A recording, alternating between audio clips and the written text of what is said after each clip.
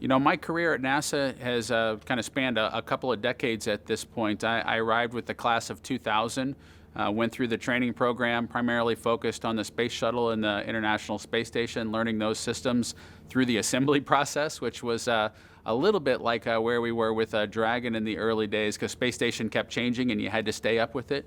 So we've definitely had to do that with Dragon as well. My first job actually inside the astronaut office was strapping crews into the space shuttle and unstrapping them when they made it back to Kennedy or to Edwards Air Force Base after a mission. And so that was a really exciting opportunity for me to, really, long before I flew on a space mission, to really operate a spaceship, which was pretty cool. After that, I was eventually assigned to a series of kind of training activities. When we had the loss of Space Shuttle Columbia, we had some uncertainty as to whether we were going to launch on Soyuz for the short term for some of our crews, so we needed people ready to go to station that way, or jump into shuttle missions. And so I went down that path and trained both as a long-duration crew member, and then flip-flopped over and flew a couple of shuttle missions, both on Endeavour to station to accomplish some assembly, so not a long-duration mission. After that, I came back and kind of worked up the leadership chain through station operations, deputy chief, and then chief of the astronaut office. So I served as the chief of the astronaut office for about 3 years, which was a pretty interesting experience. One of my goals was to try to get as many astronauts off to Kazakhstan so they would appreciate the day when we got to launch again from the Florida coast. And so I'm just super happy to be a part of launching again from the Florida coast, having done it both ways, or seen it done both ways, if you will, with the folks in Kazakhstan. It's just a proud thing as an American to see that happen again off the Florida coast and to be a part of it. My life prior to NASA was inside the regular Air Force. I worked as a flight test engineer on the F-22 program, and that's where I was at Edwards Air Force Base before I moved to Houston. Prior to that, I was at Eglin Air Force Base working in an Air Force research lab, but also primarily focused on flight test and working towards eventually test pilot school and the F-22 program before moving to Houston. In the Air Force environment, flight test environment, there's always a balance of managing risk as you go forward to execute a test point and figuring out a way to collect the data and do that in the calm, cool, collected kind of test environment with experienced folks, and make sure you've got a good vehicle or you've got a good system before a pilot or aircrew member ends up someplace a little bit more complicated with a lot less resources and has to utilize those features of an aircraft, for example. And so my role for a space mission is very much the same. I'm trying to think of all the things that could I won't necessarily say go wrong, but could make the operation we have in front of us complicated, and that you'd want to have at your fingertips so that you're ready if things did get complicated while you tried to accomplish the mission, whether it's a spacewalk or launching into space on a space shuttle, knowing what your next actions are and all the different scenarios. It's the exact same thing you need to do from a flight test perspective with an airplane or new equipment of that magnitude. It's just a very, very similar process.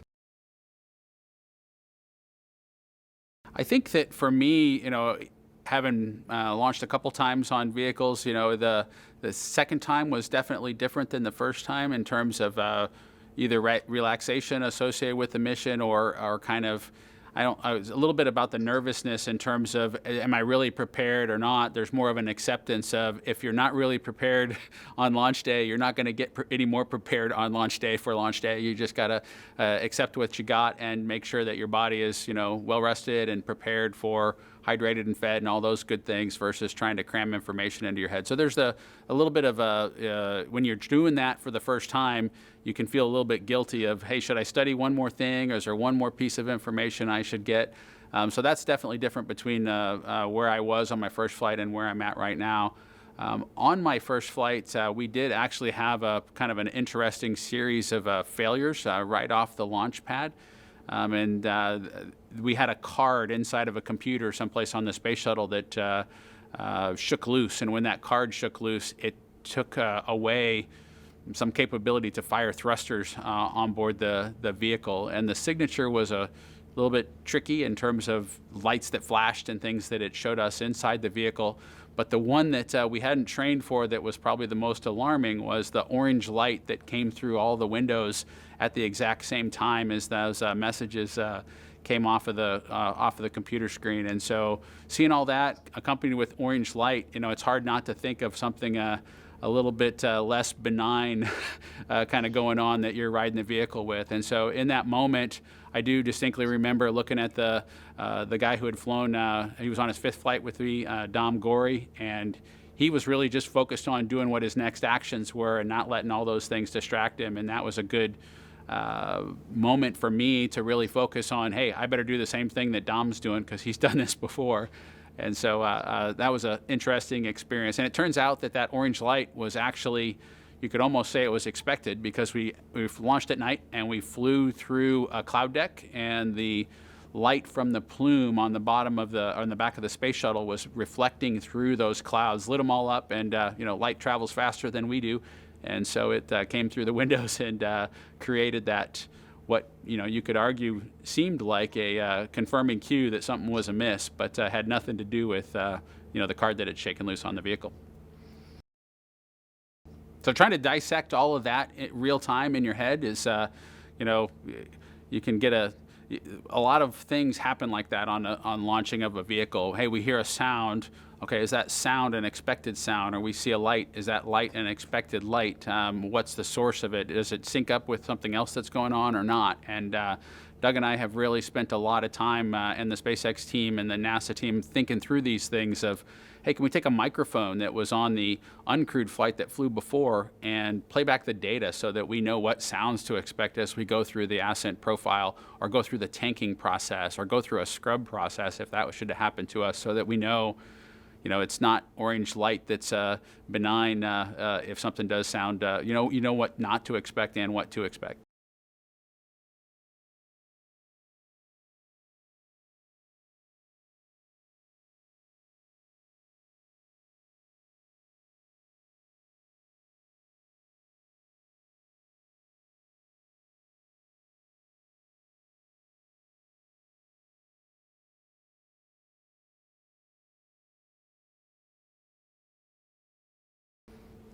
I think for me, it's been really exciting to work with SpaceX. It has a different dynamic, if you will, than maybe some of the government programs that I've been a part of before.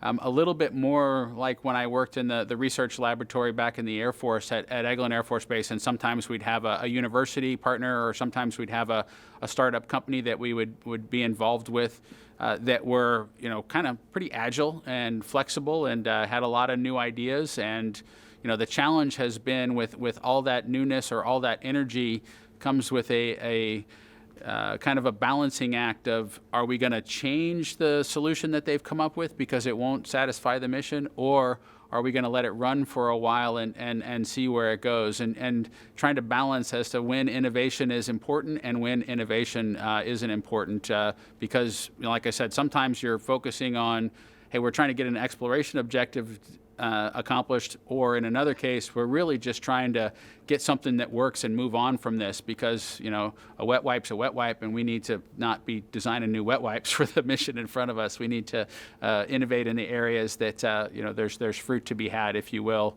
versus accepting a solution. So over the years, and it's been several years of working with SpaceX to kind of navigate that point, to see them also kind of engage on topics and figure out that, hey, this is one that we're going to let kind of be a free-for-all and we're going to innovate on, or this is one where we're going to accept a solution and we're going to move on because we have other areas that we really want to focus our resources on, really developing something completely new versus accepting a solution and kind of dividing your resources up that way.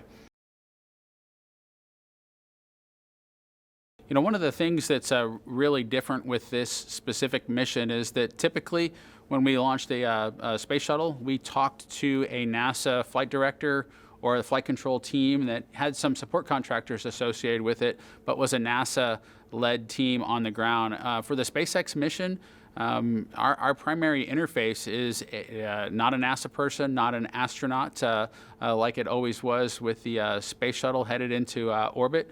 It is a SpaceX contractor that's gotten a lot of guidance and feedback and coaching and had a lot of pointed questions and discussions with a NASA team. But fundamentally, we're a NASA crew on board this spacecraft, and we're operating it together with a flight control team that is, pretty much 100% a contractor workforce. And so that piece is very different than how we've done things in the past. And I think we've come up with a good balance with respect to that. I think when solutions have to be done quickly, you have to trust that team. When there's a lot of time, hours, potentially maybe several long minutes, for example, there are NASA people who are accessible to them in the room or accessible to them in a more of a meeting format, kind of outside of the room, that they can reach back to try to get some feedback of working more towards the overall mission execution versus the keeping the vehicle safe, which really is a SpaceX function.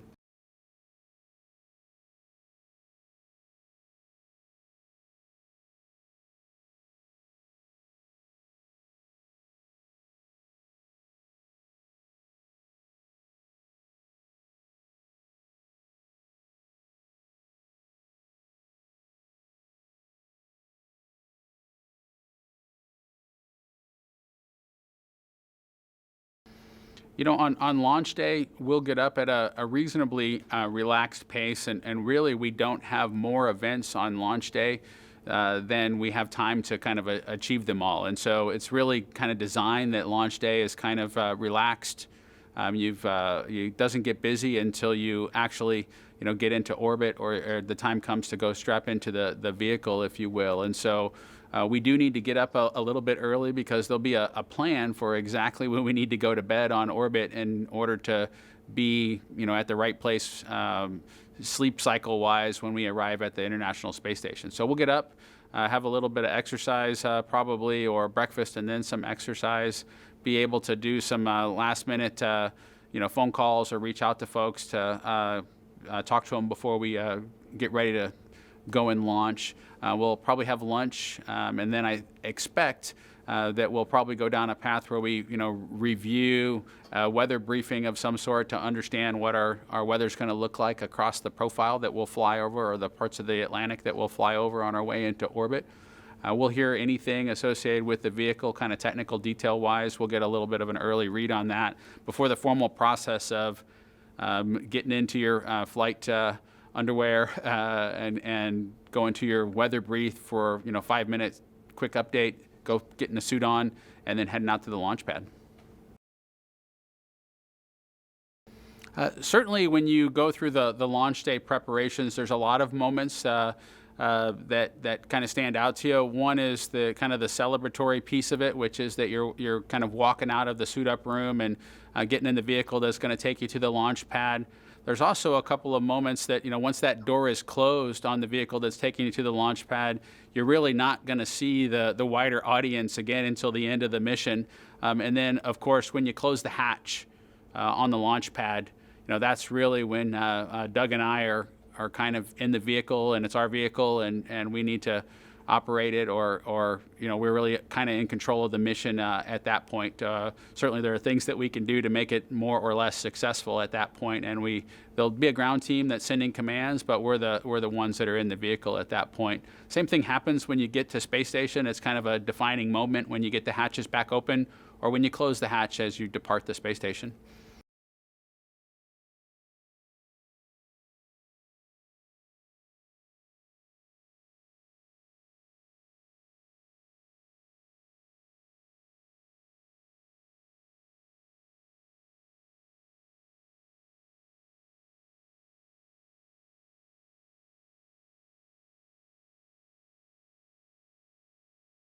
Doug Hurley and I are about to take NASA's SpaceX Demo 2 mission to the International Space Station.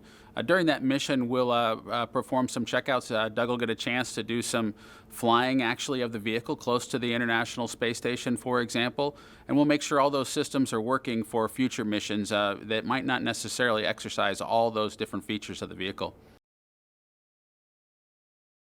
The fundamental purpose of the Demo 2 mission is to get certification for future missions from SpaceX to the International Space Station rotating crew to meet NASA's needs on board the space station. The SpaceX vehicle has a lot of features and capabilities that hopefully we never have to utilize in a real mission, but Doug and I will make sure that they are all ready just in case we do. And it's everything from a response to a fire on board to flying close to the International Space Station manually instead of letting the computer do it. We'll make sure all those systems are working during the test flight so that the future missions will have them available even if they don't plan to utilize them. Absolutely. We've got a lot of objectives on board the vehicle that we need to accomplish to really make sure that it's good to go. We'll do everything from actually talk from the Dragon vehicle to a Russian Soyuz once we get close or dock to the International Space Station, just to make sure that comm system was working if you ever needed it during an emergency. We'll take the spacesuits on and off in a couple of different situations to make sure that we have good data for how long that takes if you had to do it from an emergency response perspective. We'll dig out all kinds of hardware that's stowed in the nooks and crannies of the vehicle so that we have a good feel for how things are in place and getting them back in place prior to entry. And so we plan to do all those things as just a part of our test mission. So missions in the future can focus on the real mission, which is getting trained crews to the International Space Station. You know, as we get closer and closer to the launch date, we've had to balance a lot of things. We've had to accept kind of the status of the vehicle and then understand how we're going to operate it. And I think really both Doug and I's focus is making sure that we're proficient for whatever launch dates come. We've had the launch date kind of slip a little bit to this point, and so we're really chasing the final preparations to make sure that we're on time and on target for the launch date right now, which is in late May.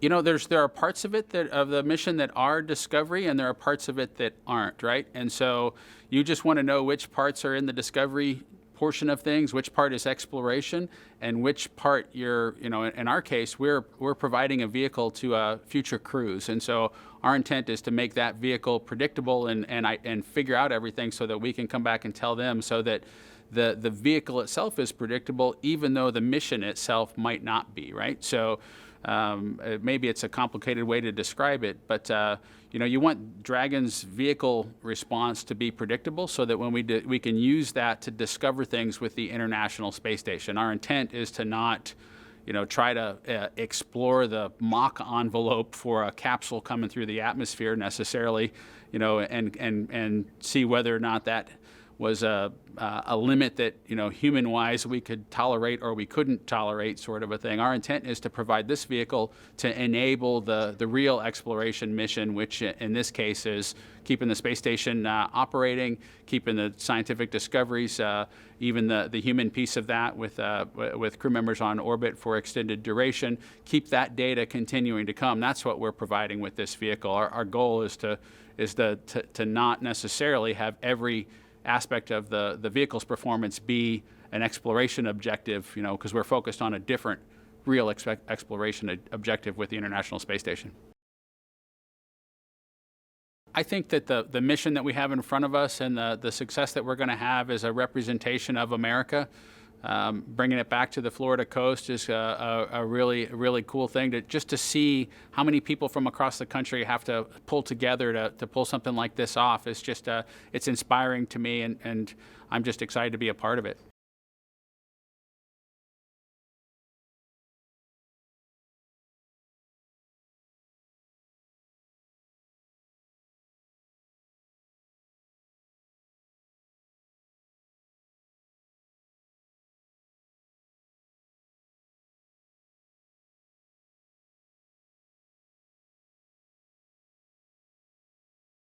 One of the things that's been really interesting, I think, both for Doug and I, is having been through a lot of training flows, whether it was associated with an aircraft back in our military days, our regular military days, or inside of NASA's program with space shuttle training or space station training, or our familiarity with the Soyuz.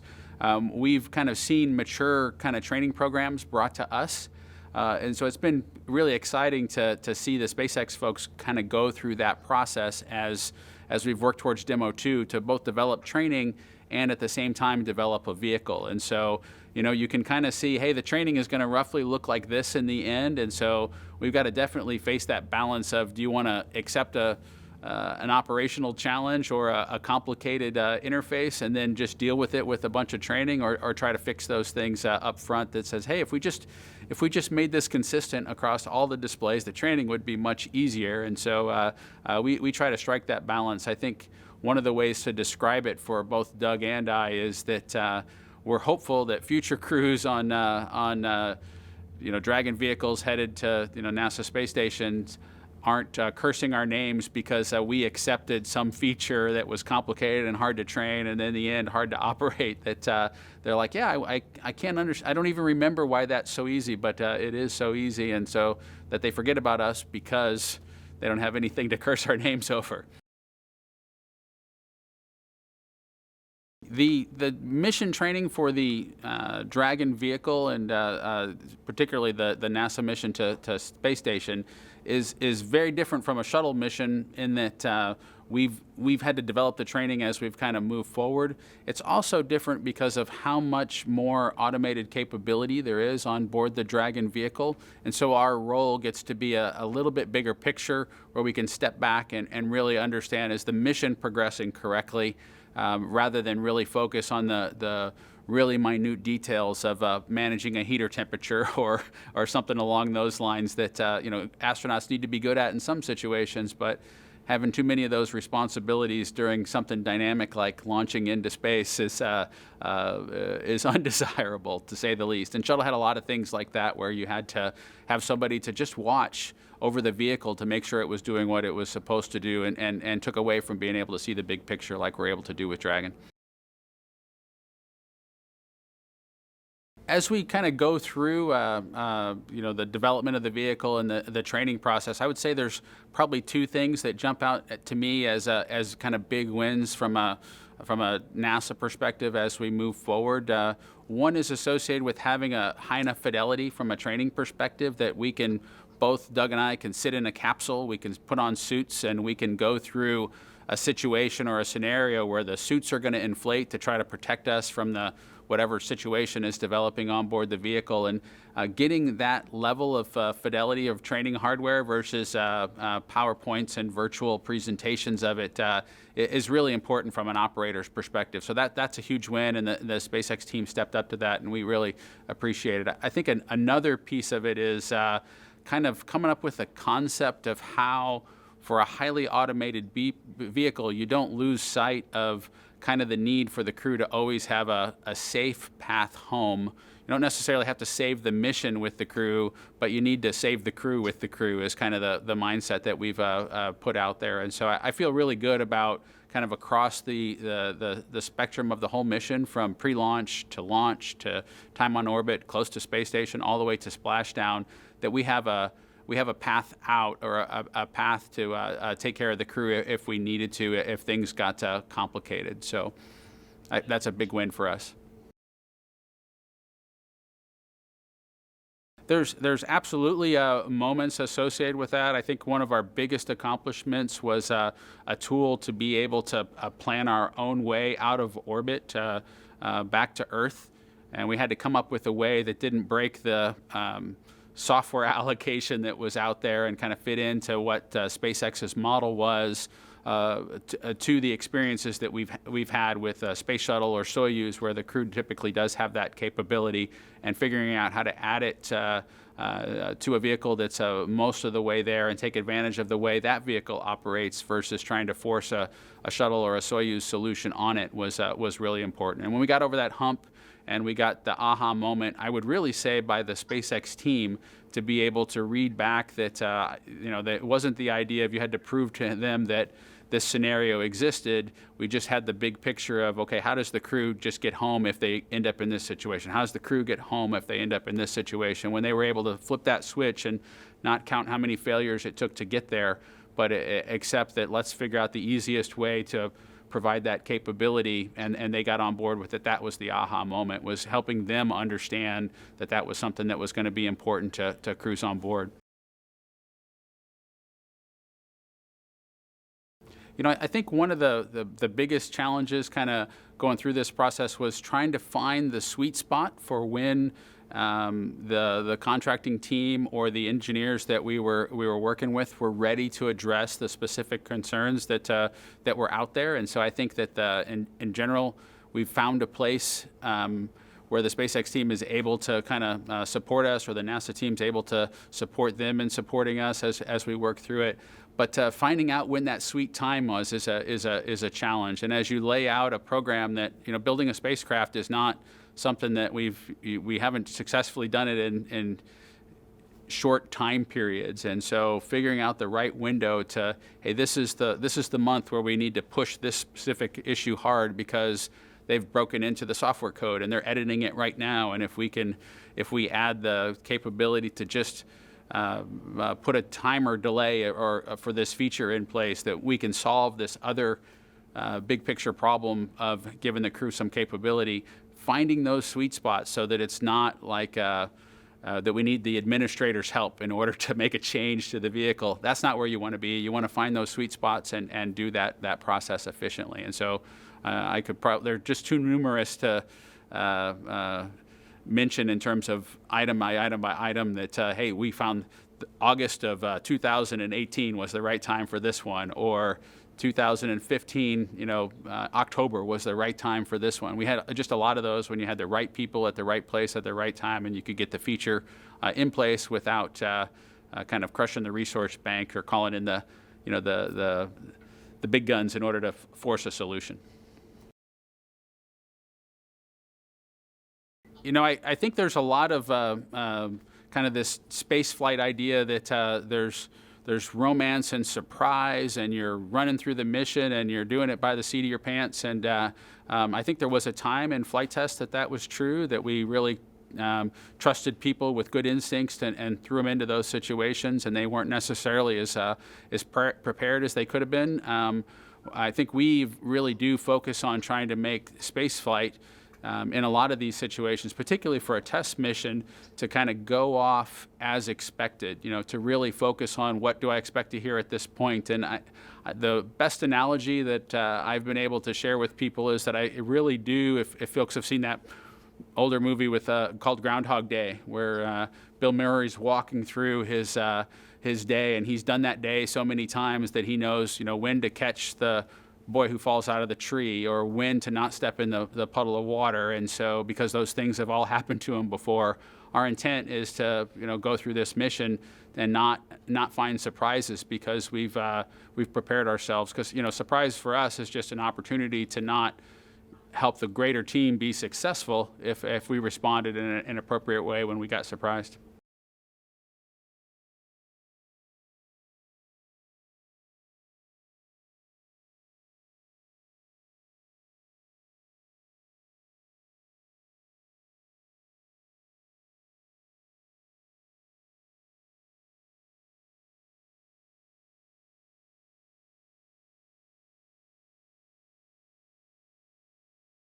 I think that what's really interesting about this, I think folks sometimes think of it as to, hey, we've passed this capability off to them and they just took it over. I view it a little bit differently. I view it more in terms of how does NASA push its experience to a wider group of people. And so, NASA has a lot of experience operating spacecraft in some very specific environments.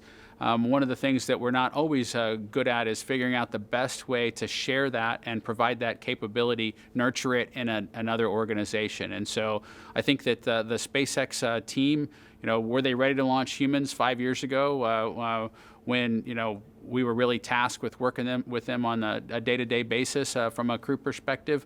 The answer is no. But through years of the NASA team helping to share that experience and asking them the questions that or teaching them the lessons that we've learned by going through this, I think we've nurtured and shared our experience base to kind of allow them to, now there's another capability in the U.S. besides NASA to operate something of this magnitude. And so that's the part that I'm most proud of. I don't view this as, hey, we just gave this away or asked somebody else to do it for us. It was, hand in hand trying to, hey, how do we pass lessons on? What can we teach, or what can we learn from them? And figuring out the best way to do that. That's just been really exciting from my perspective. From an analogy perspective in terms of how we're operating, it's been interesting for both Doug and I think, as we've gone forward, having come from military test programs where the Air Force or the Marine Corps did not build an airplane. You didn't have those services with their own engineers that were figuring out how to build it and operate it. We relied on the infrastructure that was in the U.S. I flew with Boeing pilots and Lockheed pilots as a part of the F-22 program, and so that was just something that we did, and as we worked together to build a vehicle. And so certainly the aviation industry, there was maybe the mission requirement came from the government side in terms of providing for the military or providing a specific capability for the U.S. as a whole. But the corporate infrastructure provided that capability, and we had a healthy banter to try to get the capability and make sure we were communicating as to what we wanted produced in the end. And we're doing that now with the space program, which is really exciting from my perspective.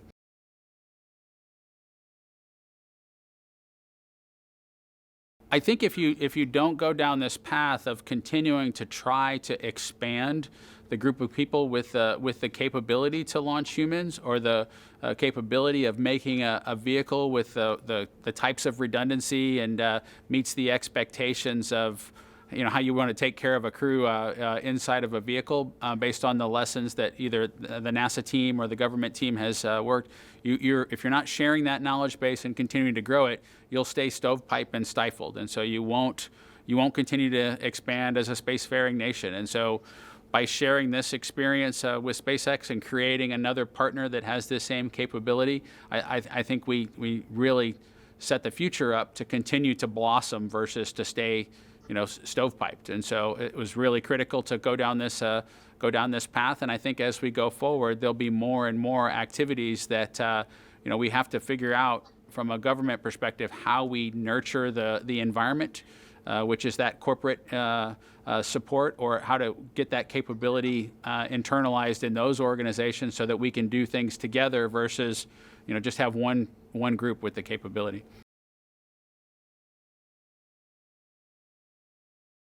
I think as we look at this mission, when is the last time humans launched on a new vehicle, launching into space? Certainly on the American side, it's been several decades to get to a new vehicle again. And so I think we'll look back on this as a kind of a new era in space exploration. When I came into the astronaut office, we had a space shuttle, and we worked towards retiring that over the first decade of my career at NASA.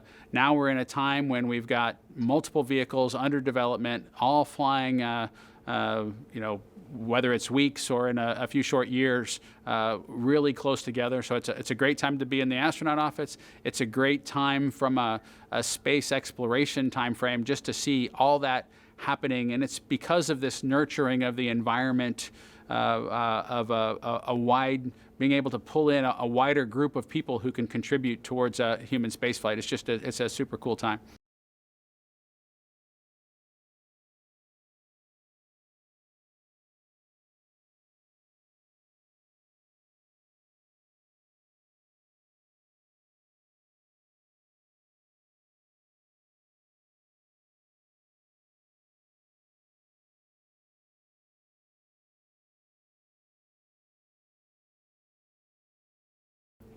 From a mission perspective, I think the things that are most exciting to me about it, having been in the astronaut office and seen shuttle launches and seen the crowds on the Florida coast, and having grown up with watching the shuttle program and kind of being a child that was inspired by the missions that were in front of NASA. And it wasn't just human spaceflight, and it was a Voyager program or otherwise other programs that NASA had that excited me.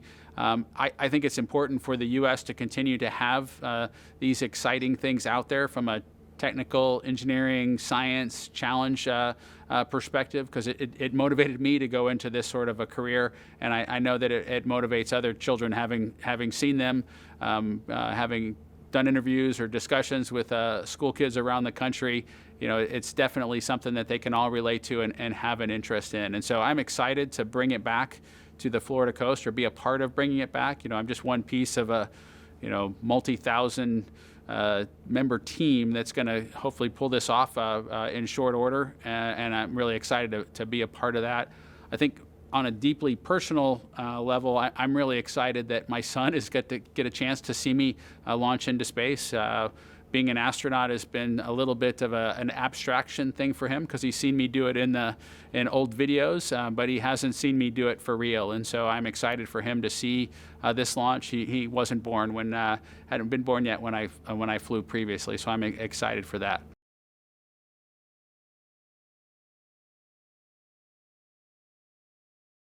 It's been really interesting, I think, for both my wife and I to have gone through the process of seeing each other launch in space. That's an aspect of our relationship, I think, that most couples can't share, because I've seen her take that risk and had it be in front of her, and I've done that to her. And there's just something different about watching a rocket launch when there are people on board. You feel a little bit differently about the pit of your stomach, and it just is a different type of excitement when there's humans on board. And I can only tell you it's multiplied significantly when it's somebody that you know, and then somebody, of course, that's a family member. It's in love, that it's even multiplied more. And so I think that that's something that we share between the two of us, and I think that another kind of unique aspect, I think that this probably wouldn't work for all couples, but it does work for us, is that from a work perspective, we have a very intimate understanding of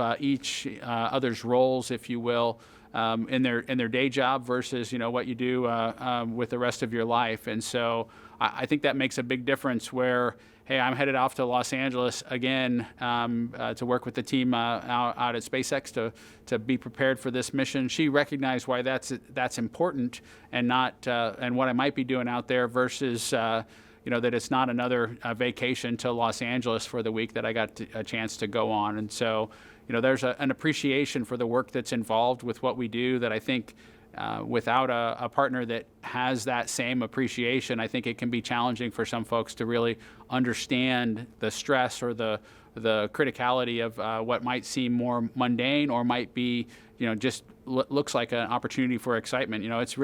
It looks pretty cool to walk out of the ONC building in a SpaceX suit and go get ready for NASA's mission to the International Space Station. But there's a lot of work and a lot of time that takes away from family that that my spouse appreciates, and I love her for that.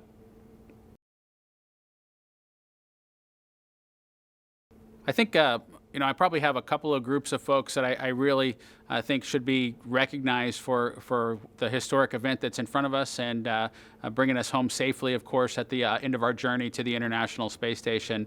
First of all, I want to thank the Commercial Crew Program wider team, and that's both NASA and SpaceX, and it's the Boeing team as well. It's the entire Commercial Crew Program team that's worked together to get to this point where we've got vehicles that are going to be on the launch pad here in just a few short days, ready to head to the International Space Station. It's been a journey. We've done it together, and I think we've done it cooperatively, and I'm really proud of that. So I want to say thank you to that entire team, whether they're here in Houston, they're on East or the West Coast, or all over the country. It's just been awesome to see what you guys have been able to pull off.